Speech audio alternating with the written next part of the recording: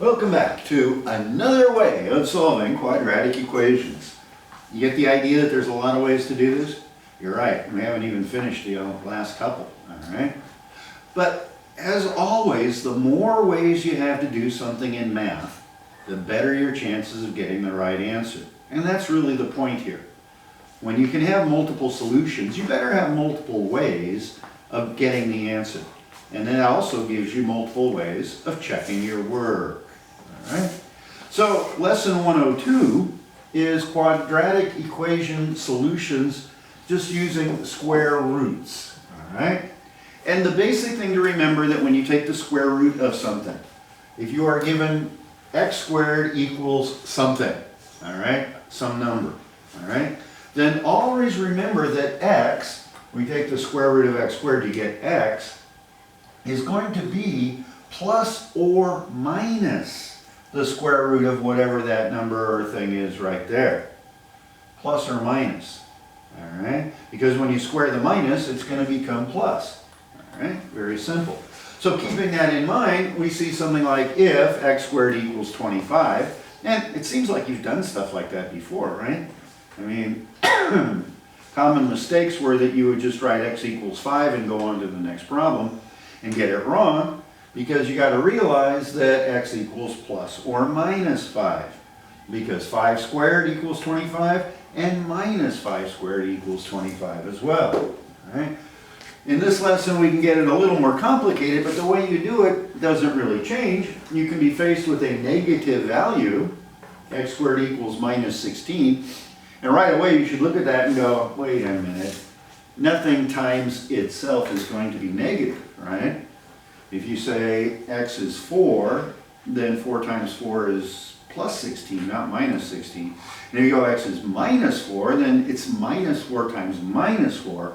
And once again, it's plus 16. You don't get minus 16. But the way we do this anyway is we take the square root of both sides, and we see that x is equal to plus or minus the square root of minus 16. And we know that the square root of negative numbers are not real. And so you would say that there is no real solution, or you could be a little more clever and say that the solution to this is imaginary. You have an imaginary solution, which you will see later on as simply lowercase I for imaginary. All right? And this lowercase I is going to be a handy little tool to deal with something like this. All right? But for now, that's just no real solution. All right, we can make it a little more complicated. We can say x squared plus 3 equals 52. Big deal. Isolate the variable first. We'll subtract 3 from both sides, and you get x squared equals 49. X equals the square root plus or minus of 49. Luckily, 49 happens to be a perfect square, so x equals plus or minus 7. And we can even check that over here. 7 squared is 49, plus 3 is 52. Minus 7 squared is 49, plus 3 is 52. So it works. All right. Over here, we see this, and we can go, all right, we're trying to isolate the variable, solve for x. We'll get rid of this minus 100 by adding 100 to both sides. Now I got 4x squared equals 100.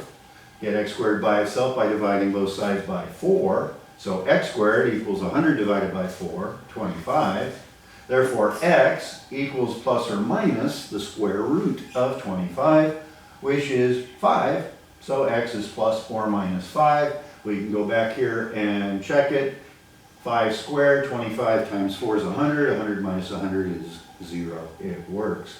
You might also have noticed, you should be picking up on this, that this is the difference of perfect squares, right? And it's also got a GCF, right? If you use your old friend the GCF here, you'd have 4x squared minus 25.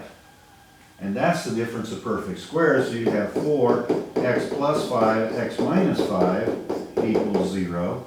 Set them equal to 0 and you get minus 5 plus 5. What do you know? Just another way of solving this. All right.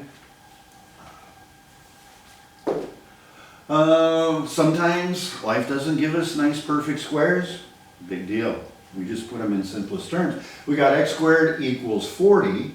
then x is plus or minus the square root of 40, but that's not simplest terms. You can't leave it like that because there's a perfect square, 4, lurking inside there.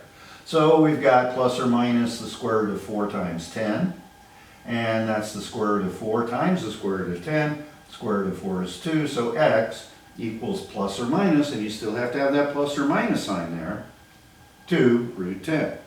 And you're done.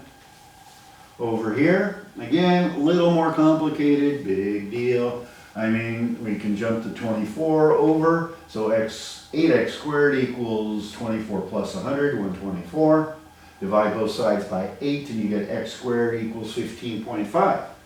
All right, so x equals plus or minus the square root of 15.5, and that may be just fine because that's in simplest terms. Or we can say, they can say, well, you know, you got to go to the store and buy something about the square root of 15.5. So you could actually punch that into your calculator and give you a big long hairy decimal, and you could round it if it wants you to round it. If it doesn't want you to round it, then just leave it as it is. All right, so that takes care of lesson 102. We are simply utilizing another tool in your algebra toolbox by using square roots to solve quadratic equations. So lesson 102, do A to G. All right? Okay, bye-bye.